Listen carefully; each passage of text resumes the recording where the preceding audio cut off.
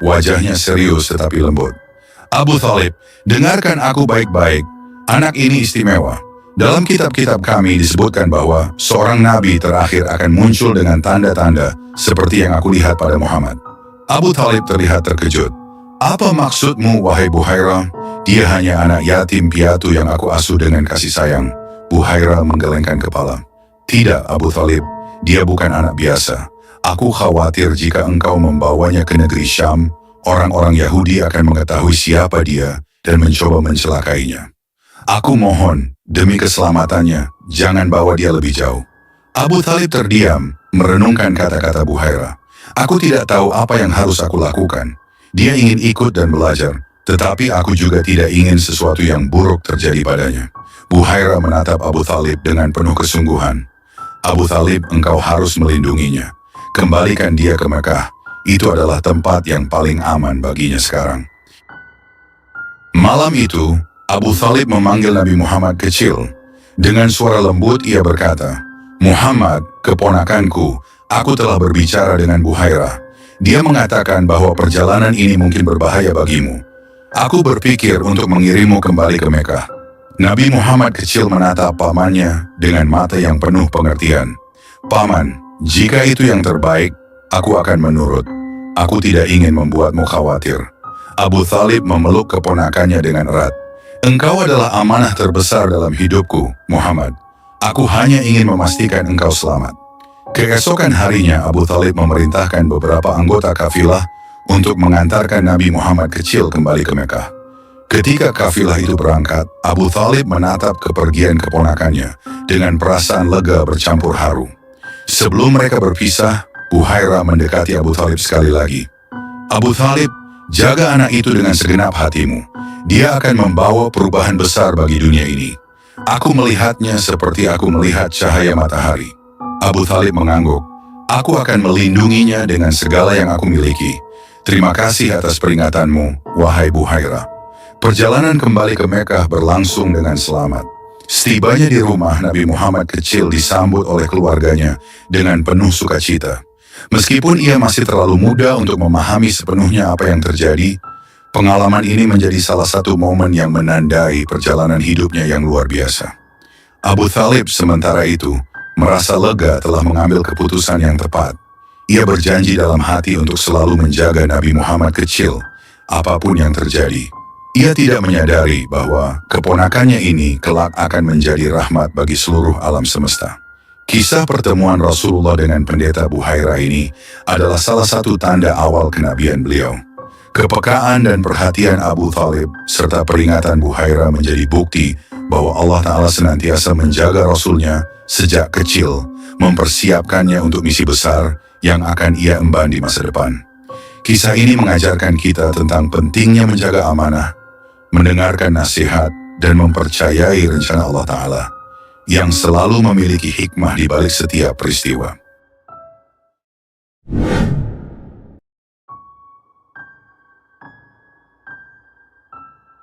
Pada usia 15 tahun, Nabi Muhammad muda terlibat dalam salah satu peristiwa yang akan memberikan pelajaran besar dalam hidupnya.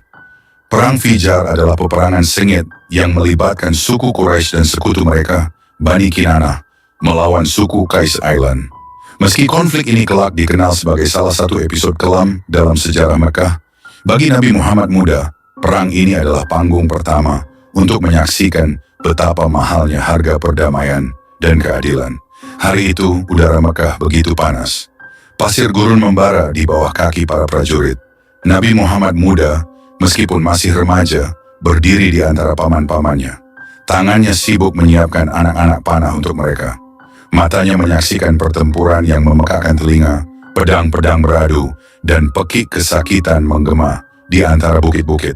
Abu Thalib, paman yang selalu menjaganya, menoleh ke arah Nabi Muhammad muda. Anakku, tetaplah di sini. Jangan mendekat ke medan pertempuran. Perintahnya dengan nada tegas. Nabi Muhammad muda hanya mengangguk. Dia tahu paman-pamannya melindunginya dengan sepenuh hati, tetapi hatinya tidak tenang. Ia menyaksikan darah mengalir di medan pertempuran dan mendengar jeritan para prajurit yang terluka. Ketika perang berlangsung sengit, Abu Thalib berteriak, "Muhammad, cepat, panah!" Nabi Muhammad muda segera menyerahkan anak panah dengan cekatan. Matanya penuh kecemasan melihat pamannya berlari kembali ke barisan depan. Malam tiba dan pertempuran dihentikan sementara. Para prajurit Quraisy berkumpul di perkemahan. Wajah-wajah mereka kelelahan dan penuh luka. Nabi Muhammad muda duduk di sudut, melihat api unggun yang menari-nari. Dalam hatinya, ia bertanya-tanya, mengapa mereka bertempur? Mengapa manusia saling melukai seperti ini? Seorang prajurit tua yang wajahnya penuh dengan goresan luka, menatap Nabi Muhammad muda dan berkata lirih, "Nak, kau beruntung tidak harus mengangkat pedang. Perang ini tidak ada kemenangannya, hanya ada kehilangan." Keesokan harinya, perang berakhir dengan kemenangan di pihak Quraisy. Tetapi Nabi Muhammad muda tidak merasa lega. Dia melihat betapa banyak nyawa yang terbuang sia-sia. Dalam hatinya, ia mulai berpikir ada cara lain untuk menyelesaikan konflik selain dengan darah. Beberapa waktu setelah Perang Fijar, maka kembali dipenuhi dengan ketegangan. Banyak orang miskin yang ditindas, dan hak-hak mereka dirampas oleh orang-orang yang lebih kuat. Melihat ketidakadilan ini, para pemuka suku Quraisy memutuskan untuk mengadakan pertemuan damai yang kelak dikenal sebagai Hilful Fudul. Di rumah Abdullah bin Judan, seorang bangsawan Quraisy yang terkenal karena kedermawanannya, semua kabilah berkumpul. Udara di ruangan itu penuh dengan keseriusan. Para pemimpin Quraisy berbicara tentang perlunya perjanjian untuk membela siapa saja yang dizalimi, tanpa memandang suku atau status sosial. Nabi Muhammad muda duduk di sudut, mendengarkan setiap kata dengan saksama. Wajahnya tampak tegas, meskipun usianya masih belia. Abdullah bin Judan membuka pertemuan itu dengan suara lantang. "Saudara-saudaraku, kita telah menyaksikan terlalu banyak kezaliman di Mekah ini. Tidak ada orang yang seharusnya merasa takut kehilangan haknya. Hari ini kita bersumpah untuk berdiri di sisi keadilan." Abu Thalib berdiri dan menambahkan, "Tidak peduli apakah dia berasal dari Quraisy atau bukan, kita akan membela siapa saja yang diperlakukan tidak adil." Semua orang yang hadir menyatakan kesepakatannya. Mereka mengulurkan tangan, membentuk lingkaran persatuan. Suasana menjadi haru ketika janji itu diucapkan bersama. Nabi Muhammad muda yang masih muda merasakan getaran semangat itu. Dalam hati, ia merasa bangga menjadi bagian dari momen yang sangat bermakna ini. Ketika pertemuan selesai, ia mendekati Abu Thalib. "Paman," kata Nabi Muhammad muda, "apakah ini berarti kita tidak akan membiarkan siapapun ditindas lagi?" Abu Thalib menepuk bahunya. "Benar Muhammad, inilah janji yang harus kita jaga. Keadilan harus ditegakkan, tidak peduli apapun risikonya." Nabi Muhammad muda menatap ke depan dengan mata yang bersinar. Dalam hati ia merasa inilah awal dari perjuangan panjangnya untuk membawa keadilan dan kedamaian. Bertahun-tahun kemudian, setelah diangkat sebagai Rasul, Nabi Muhammad masih mengenang perjanjian Hilful Fudul dengan penuh penghargaan. Ia berkata kepada para sahabatnya, "Saya telah menyaksikan perjanjian damai di rumah Abdullah bin Judan, yang lebih saya cintai daripada unta merah. Seandainya saya diundang lagi setelah masa Islam, niscaya saya akan memenuhinya." Ucapan ini menunjukkan betapa dalam pengaruh pengalaman masa mudanya terhadap misi kenabian yang kelak ia emban. Hilful Fudul mengajarkan nilai keadilan, kesetaraan, dan perlindungan terhadap yang lemah, yang kelak menjadi pilar utama ajaran Islam. Dari Perang Fijar, Nabi Muhammad muda belajar bahwa konflik tidak pernah membawa kebaikan, hanya kehancuran. Dari Hilful Fudul, ia belajar bahwa persatuan dan kesepakatan untuk menegakkan keadilan adalah cara terbaik untuk menciptakan kedamaian. Perjalanan hidup Nabi Muhammad sejak usia muda telah dipenuhi dengan pengalaman-pengalaman yang membentuk kepribadiannya. Ia tumbuh menjadi pemimpin yang penuh kasih, adil, dan berani membela yang lemah. Dalam peristiwa-peristiwa ini, kita melihat secercah dari kebesaran seorang Rasul yang kelak akan membawa cahaya Islam ke seluruh dunia. Sebuah pelajaran bagi kita semua bahwa perjuangan untuk keadilan dan perdamaian harus dimulai sejak dini, tanpa mengenal lelah. Sejak kecil, Rasulullah telah merasakan pahitnya kehilangan orang-orang tercinta. Yatim sejak dalam kandungan, beliau kehilangan sang ibunda Aminah pada usia 6 tahun dan sang kakek, Abdul Muthalib, pada usia 8 tahun. Kehilangan itu membuatnya hidup di bawah asuhan pamannya, Abu Thalib, seorang pria yang penuh kasih namun memiliki kehidupan yang sederhana. Abu Thalib adalah seorang kepala keluarga dengan tanggung jawab besar. Ia memiliki banyak anak yang harus dirawat dan diberi makan. Kondisi ekonomi mereka yang tidak begitu baik membuat kehidupan menjadi berat. Rasulullah meskipun masih anak-anak, memahami situasi sulit ini. Beliau tidak pernah mengeluh dan justru tumbuh menjadi pribadi yang matang di usia yang sangat muda. Rasulullah mulai membantu pamannya dengan menggembala kambing milik penduduk Mekah. Ini bukan pekerjaan yang mudah. Di bawah terik matahari yang menyengat, beliau menggiring kambing ke padang rumput di sekitar Mekah, menjaga mereka dari bahaya, dan memastikan mereka kenyang sebelum kembali ke kandang. Suatu sore, seorang penduduk Mekah bertemu dengan Rasulullah di padang rumput. "Wahai Muhammad, kau masih muda, mengapa kau memilih pekerjaan ini? Bukankah anak-anak seusiamu bermain di pasar atau bersenang-senang di jalanan?" Tanya pria itu dengan penasaran. Rasulullah tersenyum lembut. "Aku lebih suka bekerja daripada bermain, Paman. Dengan begini, aku bisa membantu Paman Abu Thalib dan tidak menjadi beban baginya." Jawaban itu membuat pria tersebut terdiam, kagum akan kedewasaan seorang remaja yang seharusnya masih menikmati masa kanak-kanaknya. Hari-hari menggembala adalah masa yang penuh dengan pelajaran. Di padang rumput yang sepi, Rasulullah sering merenung, melihat langit luas, dan merasakan kedamaian meskipun hidupnya sederhana. "Ya Allah," beliau sering berdoa dalam hati, "berikanlah kekuatan kepada pamanku, Abu Thalib, yang telah merawatku dengan kasih sayang, dan kuatkanlah diriku untuk menjadi seseorang yang dapat meringankan beban keluargaku."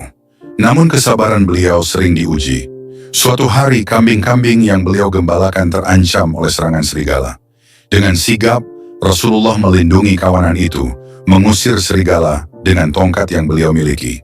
Maisarah, seorang yang kebetulan berada di sana, menyaksikan keberanian itu. "Muhammad, kau benar-benar anak yang luar biasa. Kau tidak takut pada serigala itu?" Rasulullah tersenyum dan menjawab, "Aku hanya takut kepada Allah, Maisarah. Jika aku menjaga amanah dengan baik, Dia pasti akan menolongku." Maisarah mengangguk, hatinya dipenuhi kekaguman. "Jika setiap pemuda di Mekah seperti dirimu, Muhammad, dunia ini akan menjadi tempat yang lebih baik." Meskipun hidupnya berat, Rasulullah tidak pernah kehilangan rasa syukur.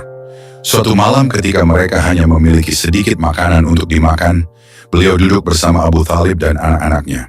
"Ini tidak cukup untuk semua orang," kata Abu Thalib dengan sedih, memandang sepiring kurma dan roti di hadapannya. Rasulullah berkata dengan lembut, "Paman, mari kita makan bersama. Mungkin makanan ini terlihat sedikit, tetapi jika kita berbagi dengan hati yang tulus, Allah akan memberkahinya." Ketika mereka makan, Abu Thalib merasa seolah-olah makanan itu tidak pernah habis.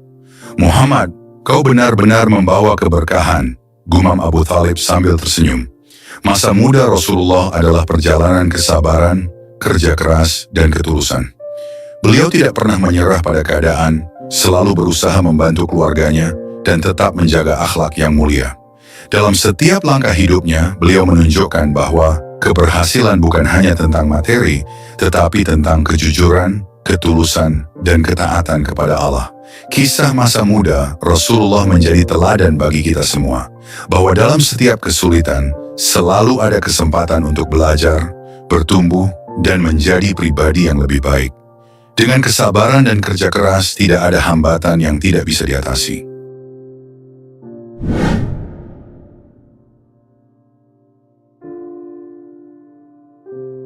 Ketika Rasulullah menginjak usia 25 tahun, kehidupan di Mekah mulai menawarkan tantangan baru. Pamannya, Abu Thalib, yang selalu menjadi pelindung dan pendukungnya, menyarankan sesuatu yang dapat mengubah arah hidup beliau. "Anakku," ujar Abu Thalib suatu malam dengan suara lembut namun penuh keyakinan, "kau sudah dewasa dan banyak yang mengagumi kejujuranmu. Mengapa kau tidak mencoba berdagang? Kejujuran dan akhlakmu bisa menjadi modal terbaik." Rasulullah yang sedang duduk di samping pamannya, mengangguk perlahan. "Paman, aku bersedia. Jika itu dapat membantu keluarga kita, aku akan melakukannya dengan sepenuh hati. Namun, aku mohon bimbinganmu agar langkahku selalu berada di jalan yang benar." Abu Thalib tersenyum. Kau adalah Al-Amin Muhammad. Tidak ada keraguan dalam diriku bahwa kau akan membawa keberkahan dimanapun kau pergi. Pada saat yang sama, seorang wanita terhormat bernama Khadijah binti Khuwailid sedang mencari mitra dagang yang dapat dipercaya untuk menjalankan perniagaan ke negeri Syam. Khadijah, yang saat itu berusia 40 tahun, adalah seorang wanita cerdas, kaya, dan dikenal karena kemuliaan akhlaknya. Mendengar reputasi Rasulullah sebagai Al-Amin, ia merasa yakin bahwa Muhammad adalah orang yang tepat untuk menjalankan tugas tersebut. Khadijah memanggil budaknya, Maisarah, untuk berdiskusi. Maisarah, aku membutuhkan seseorang yang benar-benar dapat dipercaya untuk menjalankan perdagangan ini. Apakah kau tahu siapa yang pantas untuk tugas ini? Maisarah, yang telah mendengar banyak tentang Rasulullah, menjawab tanpa ragu, Nyonya, aku mendengar banyak tentang Muhammad bin Abdullah. Dia dikenal jujur, amanah, dan memiliki akhlak yang luar biasa. Aku yakin dia adalah pilihan terbaik. Khadijah tersenyum dan mengangguk. Jika demikian, panggil dia untuk menemuiku. Ketika Rasulullah tiba di kediaman Khadijah, wanita itu menyambutnya dengan penuh hormat. Muhammad, kata Khadijah dengan suara lembut, aku telah mendengar banyak tentang kejujuranmu. Aku ingin kau membawa barang daganganku ke Syam. Sebagai imbalan, aku akan memberimu upah yang lebih besar dari yang biasa kuberikan. Rasulullah menjawab dengan penuh kerendahan hati, aku bersedia menjalankan amanah ini, Khadijah. Semoga Allah memberkahi perjalanan ini dan usaha kita. Perjalanan ke Syam bukanlah perjalanan yang mudah. Di bawah terik matahari gurun yang menyengat, Rasulullah memimpin rombongan dengan kesabaran dan ketabahan. Maisarah, yang ditugaskan untuk menemani beliau, terkesan dengan akhlak mulia Rasulullah dalam setiap tindakan. Suatu malam, ketika mereka beristirahat di sebuah bukit, Maisarah berbicara kepada Rasulullah. Muhammad, aku belum pernah bertemu pedagang seperti dirimu. Kau begitu jujur, bahkan ketika kau bisa saja mengambil keuntungan lebih. Rasulullah tersenyum lembut. Maisarah, dalam setiap langkah hidup, kejujuran adalah jalan menuju keberkahan. Jika kita menjaga amanah, Allah akan membuka pintu rezeki yang tidak pernah kita sangka. Maisarah terdiam, hatinya tergetar mendengar kata-kata penuh hikmah itu. Ia menyadari bahwa ia sedang bersama seseorang yang istimewa, bukan sekadar pedagang biasa. Ketika mereka tiba di Syam, Rasulullah mulai menjalankan tugasnya. Dengan senyuman yang tulus dan pendekatan yang ramah, beliau menarik perhatian para pembeli. Barang dagangan Khadijah laku dengan cepat. Rasulullah tidak mengambil keuntungan yang tinggi ketika berdagang, melainkan hanya mengambil keuntungan sewajarnya. Maisarah, kata seorang pedagang lokal kepada rekan-rekannya, pria muda ini benar-benar berbeda. Tidak ada tipu daya dalam ucapannya, dan semua barang yang ia jual adalah yang terbaik. Maisarah, yang mendengar pujian itu, tersenyum bangga. Ia mendekati Rasulullah yang sedang melayani pembeli. Muhammad, keberhasilan kita di sini adalah bukti bahwa kejujuranmu membawa keberkahan. Aku yakin Khadijah akan sangat senang mendengar kabar ini. Rasulullah menjawab dengan tenang, keberkahan ini datang dari Allah, Maisarah. Kita hanya perlu menjalankan amanah dengan baik dan menyerahkan hasilnya kepadanya. Dalam perjalanan pulang ke Mekah, Maisarah menyaksikan beberapa kejadian yang semakin memperkuat keyakinannya bahwa Muhammad bukanlah orang biasa. Salah satunya adalah saat mereka beristirahat di bawah pohon besar. Seorang pendeta yang kebetulan melihat mereka dari kejauhan mendekat dan bertanya kepada Maisarah. Siapakah pemuda itu? Tanya pendeta itu sambil menunjuk ke arah Rasulullah. Dia Muhammad bin Abdullah dari Quraisy, jawab Maisarah. Pendeta itu memandang Rasulullah dengan penuh kekaguman. Aku melihat tanda-tanda kenabian dalam dirinya. Pohon ini tidak akan menaungi siapapun kecuali orang yang istimewa. Maisarah tertegun. Kata-kata pendeta itu terus terngiang di benaknya sepanjang perjalanan. Setelah perjalanan dagang ke negeri Syam, Maisarah kembali ke Mekah dengan membawa kabar yang membuat hati Khadijah bergetar. Maisarah menemui Khadijah yang tengah sibuk menyelesaikan catatan dagangnya. Dengan wajah penuh semangat, Maisarah berkata, Tuanku, perjalanan bersama Muhammad adalah pengalaman yang luar biasa. Aku belum pernah bertemu dengan seseorang yang memiliki kejujuran, kesabaran, dan kebijaksanaan seperti dia. Khadijah terdiam sejenak, memandang Maisarah dengan penuh perhatian. "Ceritakan padaku, Maisarah, apa yang membuatmu begitu terkesan?" tanyanya lembut. "Tuanku," jawab Maisarah, "Muhammad adalah seorang yang berbeda. Di bawah terik matahari gurun, dia tidak pernah mengeluh. Dia selalu bersikap adil dalam berdagang, tidak pernah mengambil keuntungan lebih dari yang seharusnya. Para pembeli di Syam memujinya karena tutur katanya yang lembut dan sikapnya yang penuh hormat. Aku yakin dia adalah orang yang selama ini kau cari." Hati Khadijah diliputi rasa kagum dan harapan. Selama ini, meskipun banyak pemuka Quraisy yang melamarnya, Khadijah selalu menolak karena tidak menemukan seseorang yang benar-benar mencerminkan keutamaan akhlak. Namun laporan Maisarah membuatnya yakin bahwa Muhammad bin Abdullah adalah pilihan yang tepat. Khadijah kemudian memanggil sahabatnya, Nafisah binti Maniyah, untuk membicarakan niatnya. "Nafisah," kata Khadijah dengan nada serius, "aku merasa bahwa Muhammad adalah pria yang berbeda. Hatiku mengatakan bahwa dia adalah orang yang dipilih Allah untuk menjadi pelindung dan pendamping hidupku. Bisakah kau membantuku menyampaikan niat ini kepadanya?" Nafisah tersenyum hangat, memahami maksud Khadijah. "Khadijah, keputusanmu ini sangat bijak. Muhammad adalah pria yang luar biasa, dan kau adalah wanita yang terhormat. Aku akan menyampaikan niatmu kepadanya." Nafisah menemui Rasulullah di waktu yang tepat. Dalam pertemuan itu, Nafisah membuka pembicaraan dengan lembut. "Muhammad," katanya, "apa pendapatmu tentang pernikahan?" Rasulullah menjawab dengan penuh kerendahan hati, "Pernikahan adalah tanggung jawab besar. Namun, aku hanya seorang pria sederhana. Aku tidak memiliki banyak harta untuk menawarkan kehidupan yang mewah." Nafisah tersenyum. "Bagaimana jika seorang wanita yang terhormat, kaya, dan cerdas ingin menikah denganmu?" Rasulullah terkejut. "Siapa wanita itu?" tanyanya dengan penuh rasa ingin tahu. "Khadijah binti Khuwailid," jawab Nafisah. Nama Khadijah bukanlah nama yang asing bagi Rasulullah. Beliau mengetahui betapa mulianya wanita itu. Setelah merenung sejenak, Rasulullah berkata, "Jika Khadijah memiliki niat yang tulus, aku akan meminta pendapat paman-pamanku."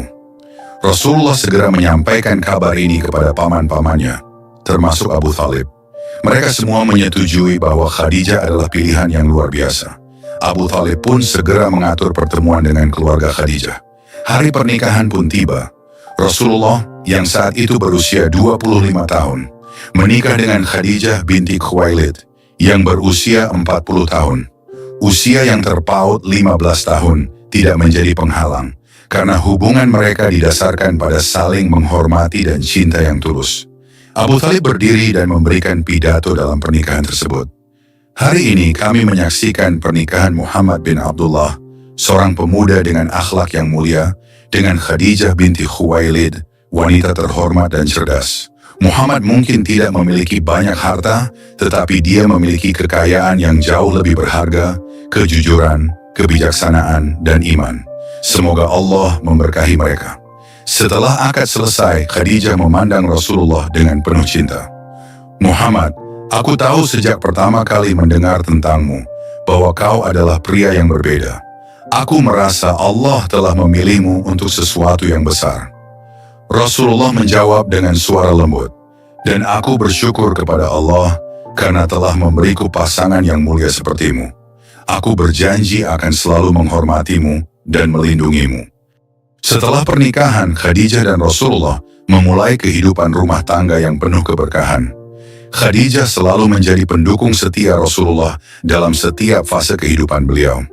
Di sisi lain, Rasulullah juga memberikan kasih sayang dan penghormatan yang tulus kepada Khadijah.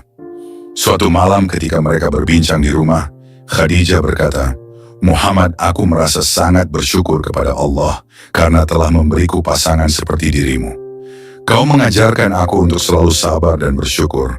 Rasulullah menggenggam tangan Khadijah dengan penuh kasih. "Khadijah, dukungan dan cintamu adalah kekuatanku. Bersamamu, aku merasa memiliki segalanya." Kisah pernikahan Rasulullah dan Khadijah adalah teladan yang luar biasa. Cinta sejati tidak mengenal usia atau status sosial, melainkan didasarkan pada akhlak, kejujuran, dan saling pengertian. Hubungan mereka mengajarkan bahwa pernikahan yang berlandaskan iman dan kasih sayang akan membawa keberkahan yang luar biasa. Semoga kita semua dapat mengambil inspirasi dari kisah mulia ini untuk membangun hubungan yang penuh dengan cinta, hormat, dan dukungan satu sama lain.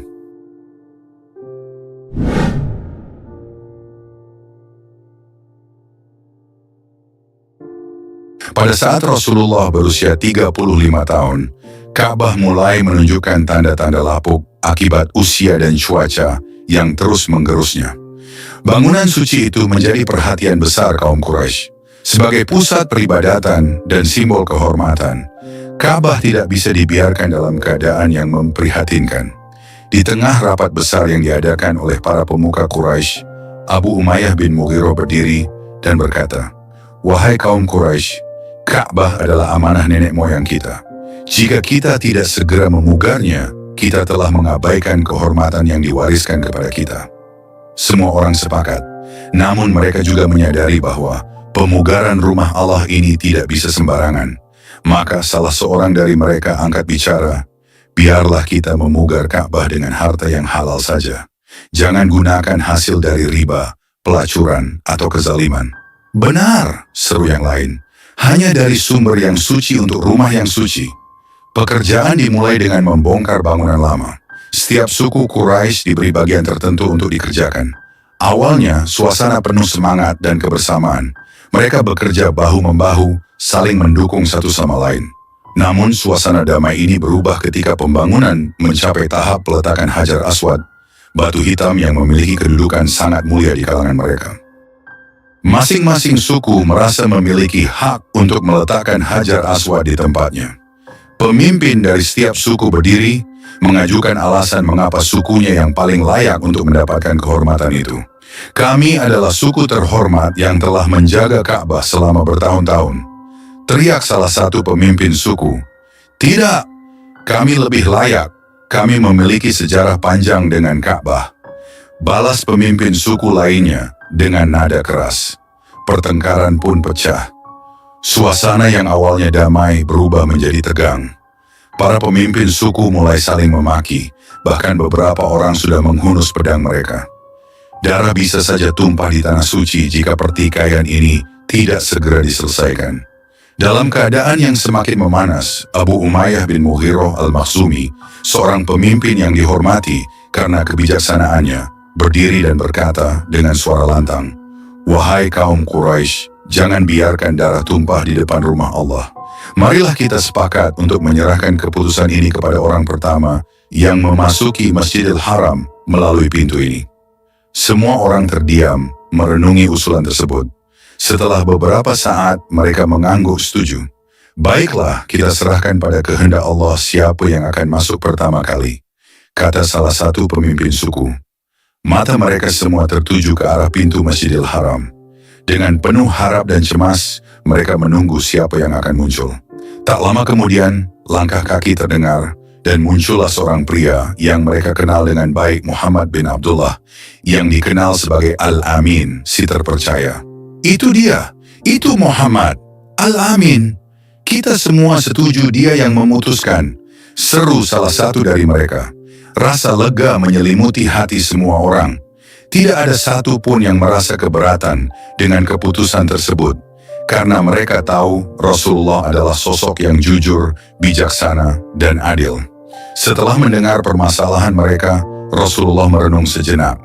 Beliau memahami betapa pentingnya Hajar Aswad bagi semua suku dan betapa besar potensi konflik jika keputusan ini salah diambil. Dengan suara tenang beliau berkata, "Bawakan aku selembar kain." Mereka segera membawa kain yang diminta.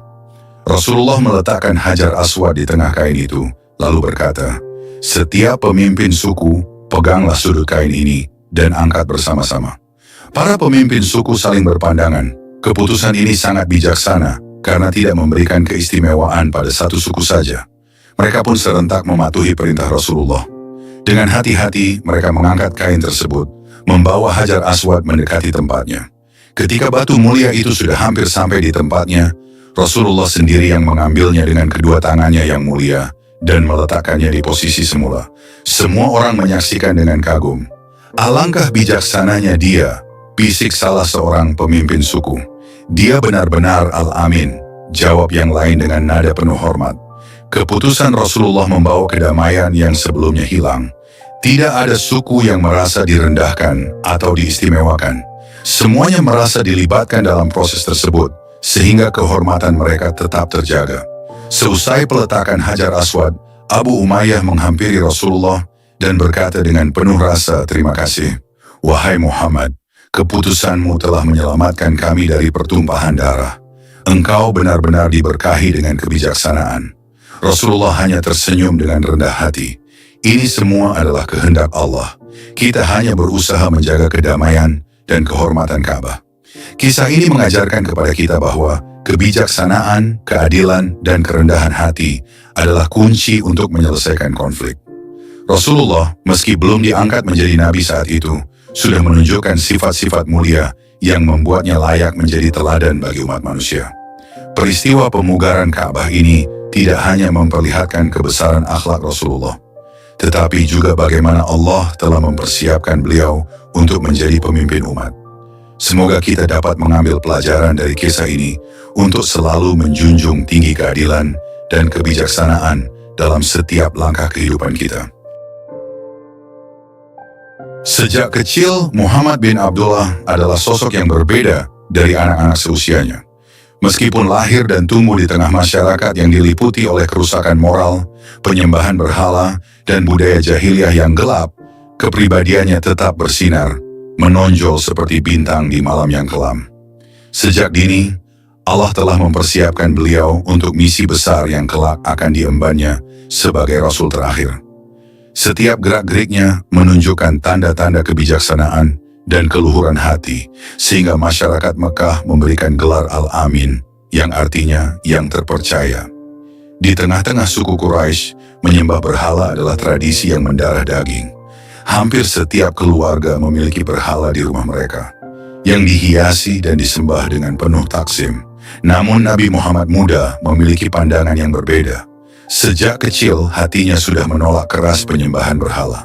Di Mekah, kerusakan moral seperti perzinaan, perjudian, dan minuman keras adalah hal yang biasa. Suatu hari, beberapa pemuda mengajak Nabi Muhammad muda untuk menghadiri sebuah pesta di mana mereka akan berjudi dan minum-minum. "Muhammad, kau terlalu serius. Mari ikut bersama kami malam ini. Kita akan bersenang-senang," kata salah satu dari mereka. Namun dengan penuh kelembutan, Nabi Muhammad menjawab, "Aku menghargai undangan kalian, tapi aku tidak bisa. Hati ini tidak pernah merasa damai dengan hal-hal seperti itu." Malam itu, keinginan untuk melihat seperti apa pesta yang dihadiri masyarakat sempat terlintas di benaknya. "Aku hanya ingin tahu apa yang mereka temukan dalam kegembiraan semu ini," pikirnya. Ketika kakinya mulai melangkah menuju tempat pesta, tiba-tiba Allah membuatnya tertidur lelap di tengah perjalanan. Ia terbangun keesokan paginya dengan hati yang bersyukur, merasa bahwa Allah telah melindunginya dari hal yang sia-sia. Muhammad kecil adalah sosok yang banyak merenung. Ia sering menyendiri di tempat-tempat sunyi, jauh dari keramaian kota. Di bawah langit malam yang penuh bintang, ia seringkali memandang luasnya cakrawala dan bertanya dalam hati, "Siapakah yang menciptakan ini semua? Bagaimana semuanya bisa ada dengan begitu sempurna?" Di suatu malam, ketika ia duduk sendirian di atas bukit yang menghadap ke Ka'bah, ia berbicara dalam hati, "Ya Allah, aku tahu Engkau ada di balik semua ini. Kaulah pencipta langit dan bumi. Namun, mengapa manusia menyembah berhala yang tidak dapat berbuat apa-apa? Tunjukkan aku jalan yang benar, wahai Tuhan yang Maha Kuasa." Meskipun suka menyendiri untuk merenung, Nabi Muhammad bukanlah sosok yang mengisolasi diri. Dalam pergaulannya dengan masyarakat, beliau dikenal sebagai pribadi yang lembut, jujur, dan dermawan. Beliau sering membantu orang-orang yang membutuhkan tanpa mengharapkan imbalan apapun. Suatu hari, seorang wanita tua datang ke pasar Mekah. Ia membawa sebuah kantong besar berisi biji-bijian, namun tidak ada seorang pun yang bersedia membantunya. Nabi Muhammad melihat hal itu dan segera menghampirinya. "Ibu, biar aku yang membantu membawa barangmu." Wanita tua itu terkejut. "Anakku, kenapa kau ingin repot-repot membantuku? Kau masih muda, dan tampaknya kau bukan orang miskin." Nabi Muhammad tersenyum hangat. "Aku hanya ingin menolong ibu. Setiap kebaikan adalah amanah dari Allah." Setelah sampai di rumah wanita itu, ia berkata, "Terima kasih anak muda. Sungguh jarang aku melihat pemuda seperti dirimu. Kejujuran dan keadilan Nabi Muhammad membuatnya dihormati oleh semua orang, baik yang miskin maupun yang kaya, baik yang muda maupun yang tua. Gelar Al-Amin diberikan kepadanya bukan tanpa alasan. Beliau sering dimintai pendapat dan dijadikan penengah dalam berbagai perselisihan. Di suatu pagi, dua orang saudagar berselisih tentang jumlah barang yang telah diperjualbelikan. Salah seorang berkata, "Muhammad, kami tidak bisa mencapai kesepakatan. Bisakah kau membantu kami menyelesaikan masalah ini?" Dengan penuh kesabaran, Nabi Muhammad mendengarkan kedua belah pihak. Setelah memahami permasalahan, beliau berkata, "Keadilan adalah kunci perdamaian. Mari kita hitung kembali barang yang telah diperjualbelikan dan kita akan menemukan solusinya." Kedua saudagar itu setuju dengan keputusan beliau dan meninggalkan tempat itu dengan rasa puas. Nabi Muhammad menjadi teladan yang baik bagi pemuda di zamannya. Beliau menunjukkan bahwa seseorang bisa tetap menjaga kehormatan dan moralitas meski hidup di tengah lingkungan yang penuh kerusakan. Seorang pemuda Quraisy pernah bertanya kepadanya, "Muhammad, bagaimana kau bisa tetap teguh dengan prinsip-prinsipmu sementara orang-orang di sekitar kita larut dalam kemaksiatan?" Nabi Muhammad menjawab dengan bijaksana, "Hati kita adalah cerminan dari apa yang kita percayai. Jika kita menjaga hati kita tetap bersih, maka kita akan mampu menolak godaan duniawi. Allah selalu bersama orang-orang yang menjaga dirinya." Sejak kecil hingga dewasa, setiap peristiwa dalam hidup Nabi Muhammad adalah bagian dari rencana besar Allah untuk mempersiapkannya menjadi Rasul. Kebenciannya terhadap berhala, kesederhanaannya dalam hidup, kecintaannya pada keadilan, dan kasih sayangnya kepada sesama adalah bukti bahwa Allah telah menanamkan nilai-nilai luhur dalam dirinya. Setiap langkah hidupnya menjadi pelajaran bagi umat manusia. Akhlaknya yang mulia dan kepribadiannya yang menarik menjadi teladan yang terus dikenang sepanjang zaman. Kisah ini mengajarkan kepada kita bahwa meskipun seseorang hidup di tengah kerusakan moral, ia tetap bisa menjaga integritas dan iman dengan memegang teguh nilai-nilai kebenaran.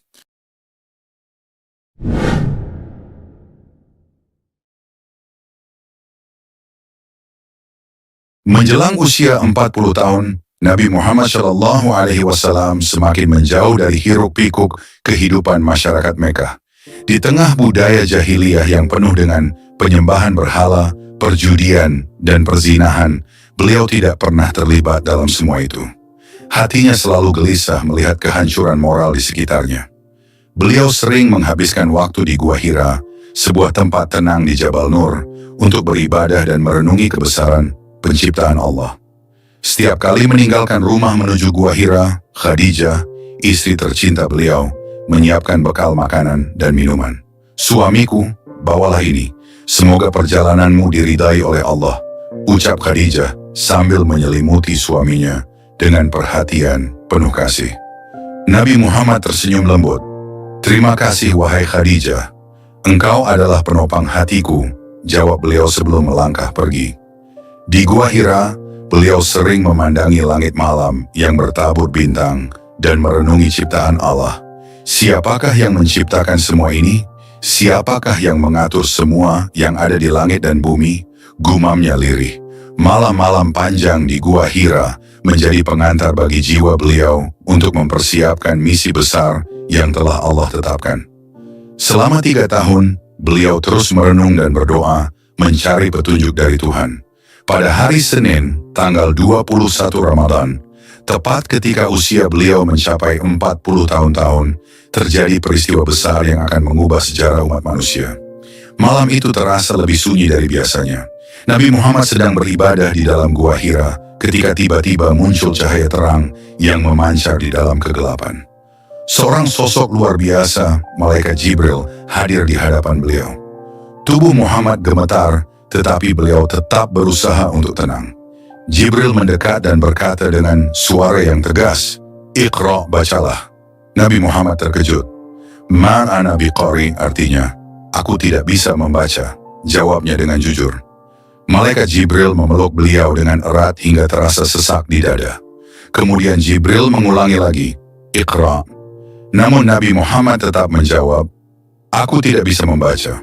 Untuk ketiga kalinya, Jibril memeluknya dengan lebih erat.